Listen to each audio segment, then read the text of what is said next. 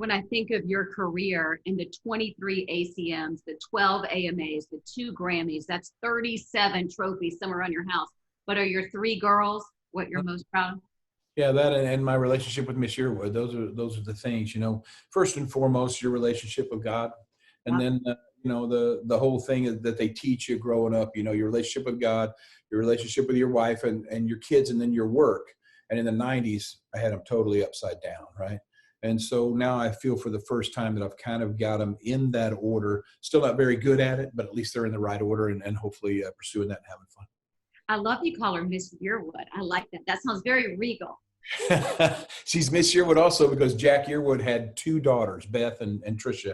Jack Yearwood was a great, great man. And so when Miss Yearwood and I were getting married, she says, what do we do about the last name? I said, Yearwood forever for me.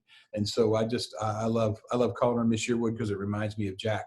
And between me and you, I've never told anybody this, but Miss Yearwood's nickname is Jack. What?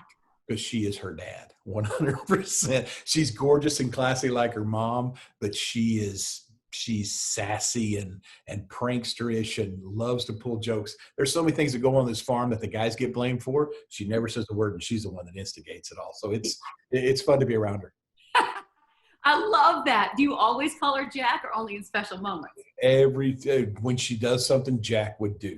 Nice Jack. That's what we always call her. So it's sweet. It's fun. And I got to tell you, I never thought as Jack was a sexy name, but you look at that woman and call her Jack, it's got sex written all over it. She is one classy, just really cool friend, human being. We're celebrating our 15th anniversary this December, and we'll celebrate it like we do every anniversary with the girls because, she got married to the girls too. Yeah. So they exchanged rings, did vows because she didn't have children. So someone's got to take care of her if something happens to me. So they kind of did their vows. So we do our anniversary together. And I'm so sorry. We haven't even talked about probably what you wanted to talk about. And I love all this. And I will say, I've been with my husband coming up on 25 years. And there's something, I love the way you talk about Jack. My husband calls me Buddy. That's the real thing. And we've got 3 kids. You put them first.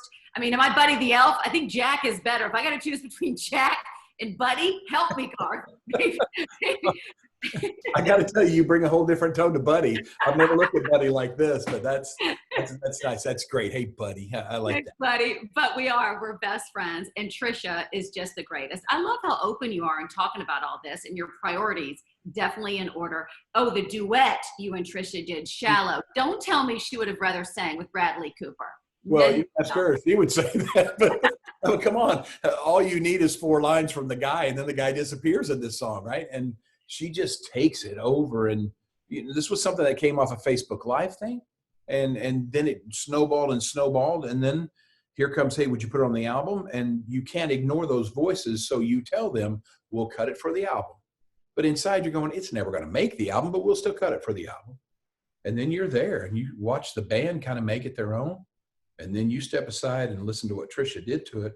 And all of a sudden it'd be a crime not to put it on the record, in my opinion, because it shows off the band and Miss Yearwood unbelievably. So it's on there and very proud. And all of a sudden it's the single during release. So another gift from the people that urge you to do something you wouldn't do yourself. Have y'all heard from Bradley Cooper or Gaga? No, I'm lucky enough to have a relationship with both of them. I haven't heard anything about it yet. Not pushing it, and just hoping that they see it the same way. Hopefully people saw that they took a classic and did their spin on it. And hopefully they say that Garth and Trisha took an instant classic from Gaga and Cooper and hopefully put their own spin on it too. Oh, sensational. The duet with Blake Shelton. Okay, Garth, what advice do we have for Gwen Stefani as she's about to marry your friend? I can just say I've always described Blake as my second favorite female singer to do.